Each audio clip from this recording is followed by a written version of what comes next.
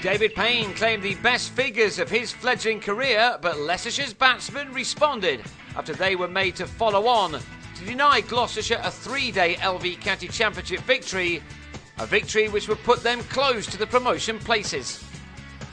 Leicestershire were in big bother at the start of the third morning in Bristol, having been reduced to 131 for 6 in reply to the home side's 394, and after Ned Eckersley had hit an early boundary, their innings was wiped out in the space of 17 balls.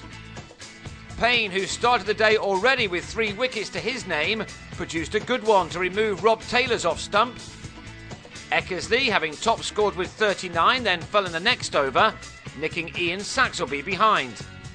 Payne then took 2 wickets in 3 balls to end the innings in a flash. Jigger Nake's edge behind gave Payne the second 5-wicket haul of his career, and he finished with the fantastic figures of 6 for 26 when Matthew Hoggard was bowled second ball. It was an utterly professional display from the Gloucestershire attack, which had dismissed Leicestershire for just 135, 259 runs behind. Having hardly broken sweat in bowling them out, Alex Kidman enforced the follow-on, only to find the visiting batsmen showing much more fight second time around. They did lose Will Jefferson early, not out, but to hospital after he'd been struck a blow on the hand. He struggled on before the pain became too much, although x-rays later showed no break. So this pair of Matthew Boyce and Greg Smith took charge instead. This must have been a really frustrating part of Leicestershire's season. They have talented players who are a match for any team, but they have had too many bad sessions, such as the first half hour or so in this day. Boyce and Smith showed that there was no problem with the pitch as they comfortably saw off the new ball, batting well into the afternoon session to bring up the 100 this time with no wickets down. Gloucestershire had dismissed Leicestershire in 49 overs in the first innings, but they now had to wait 29 in their second for their first success. It arrived when Payne got a delivery to lift on Smith, who couldn't keep his shot down, finding Kane Williamson instead to go for 40. 2 balls later, in trying to help James Taylor to get off the mark, Boyce took on Will Gidman, who threw down the stumps with the batsman a centimetre or so out. It was an outstanding bit of umpiring as Boyce went for 44. Now Gloucestershire were going well, and they soon added a 3rd wicket as Josh Cobb played one of the oddest shots of the season to be caught by Williamson in the gully at 122 for 3, with Jefferson not at the ground at this stage. But one man who seems to thrive on being under considerable pressure is Taylor, which is why he has grabbed the attention of so many this summer, in spite of scoring only 100 in the Championship this year. He now knew that he had to put in one of his better performances to stop Gloucestershire from romping home to a win, which would make their final game of the season in Northampton very interesting.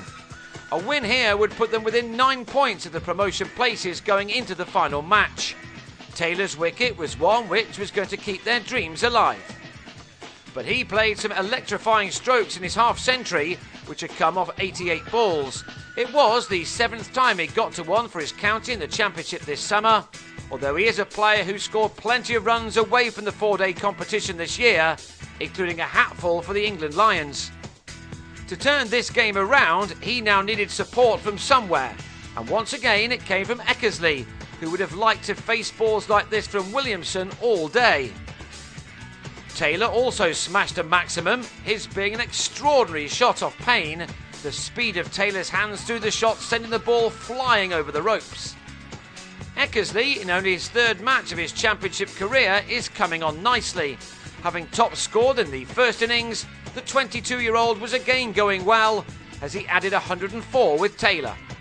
The stand was finally ended with Leicestershire now only 33 runs adrift, but the man to go was Taylor, who'd made 70 when he top-edged a hook shot off John Lewis and was held at fine leg by Payne, who was having a dream day. Bad light in Bristol brought a slightly early end to proceedings, by which time Eckersley had completed his maiden first-class 50. It was a fine knock, coming off 116 balls after more than 2.5 hours of resistance. He will resume on the final day on 52 with Wayne White on 12.